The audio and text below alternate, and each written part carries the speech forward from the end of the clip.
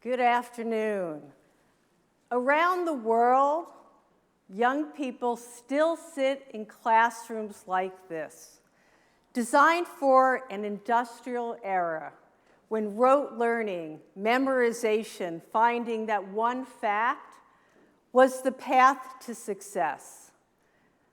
But this type of classroom does not unlock the power that our youth have to be future entrepreneurial leaders. See, there's a crisis in the world of education with a trifecta of challenges impacting our youth's ability to be their best selves. If we look at education, global learning poverty is on the rise. That is the inability to understand a simple text. And in developing countries, that's at 70%. In addition, math and reading scores have been dropping and have not come back. And we're seeing an unequal access to real quality education. Combine that with the mental and emotional health challenges being faced by young people today.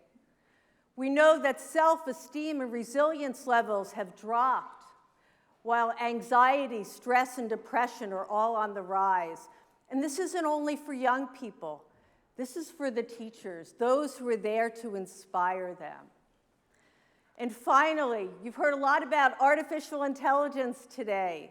It's a major disruptor, and it's very powerful, but it's changing the skills that we need to be sharing and educating our students with.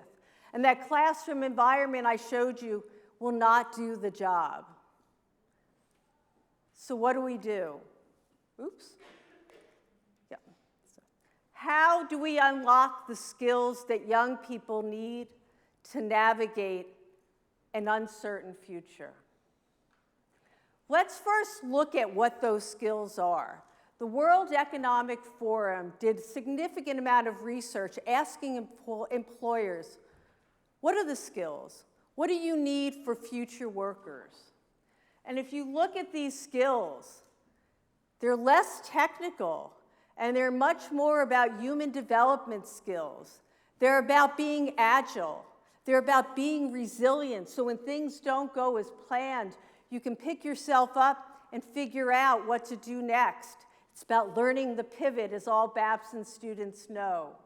It's about learning how to collaborate with other people and leading each other.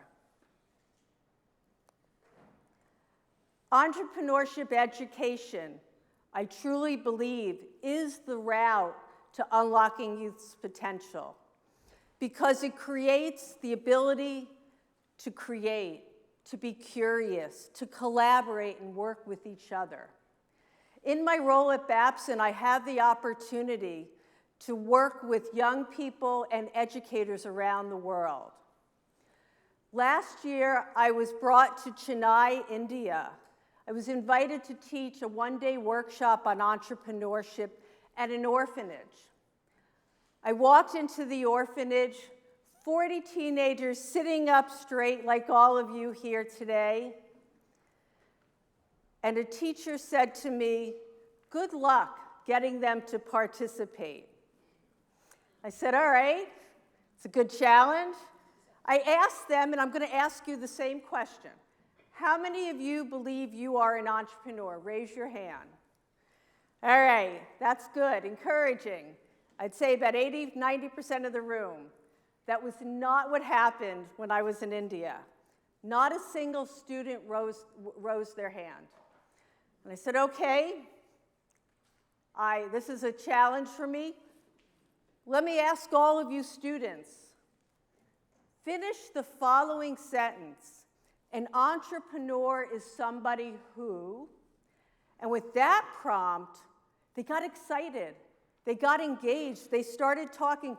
They stopped looking to me for the answer. And within themselves, they found what entrepreneurs are and who they believe they are. And the word change maker kept coming up. And I said, great, how many of you believe you're a change maker? Yeah, about half of the class raised their hand. I said, all right, as change makers, we're going to take on this challenge. You're going to identify problems right here in India that you want to address. And you are going to come up with solutions. And they spent the day ideating. And you can see this is a much more engaged classroom. And they came up with solutions for unemployment, for gender inequality, for poverty, things they were experiencing themselves. And by the end of the day, every student raised their hand when I asked, how many of you believe you're an entrepreneur?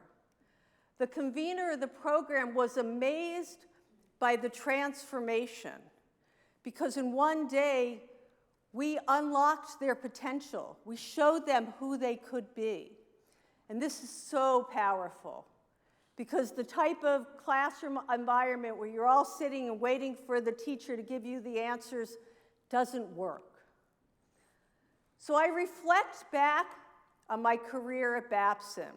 I've been here 11 years, and I have a deep business background. But when I came, I was originally hired to teach a course on creativity and idea generation.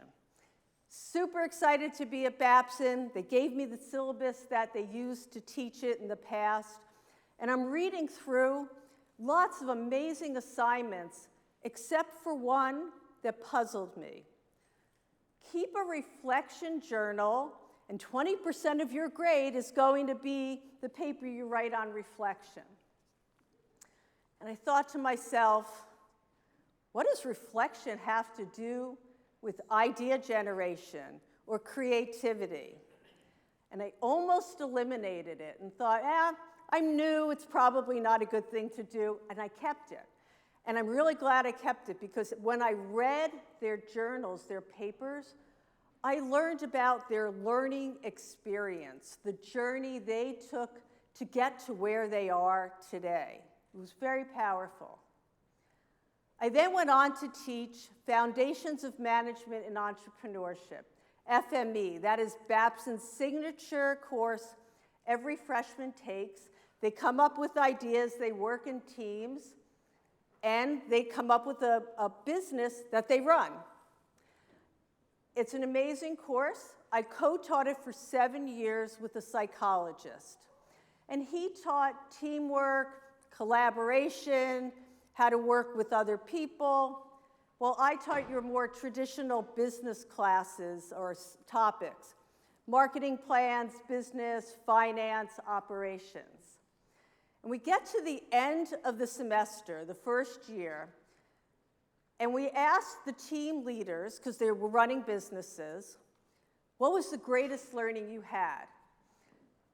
And I admit I sat back thinking, they're all going to say it's what I taught, right? It was marketing, it was business. But guess what? Not a single student said that was what mattered to them, what they learned. They talked about human development skills. They talked about learning how to pivot when things didn't go well in the business. What happened when they weren't getting along with their best friend who was the co-founder of the business? All the real-world things that happen when you're running an organization. So I thought to myself, I'm missing something. There's something I don't understand about education that is going to impact how I help unlock our youth's and our students' potential. So with that, I found myself back at school in my mid-50s, this time as a student. And I pursued my doctorate in education.